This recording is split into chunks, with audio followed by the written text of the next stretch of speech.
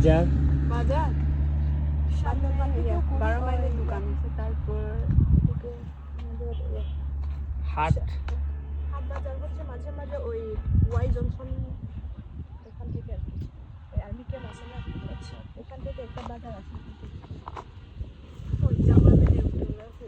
আপনাদের প্রধান খাবার কি? নাকি ভাত খান না অন্য কিছু? তো ভাত ছাড়া কেমনে খাও না রুটি বা অন্য কিছু খান? না, ভাত সবার প্রধান খাবার তো ভাত ভাত আর কি। এখানে কি আপনার চাষাবাদ করেন? হ্যাঁ, ধানটা কি কিনতে হয় আপনাদের? চাল কি কিনে খান না চাষাবাদ?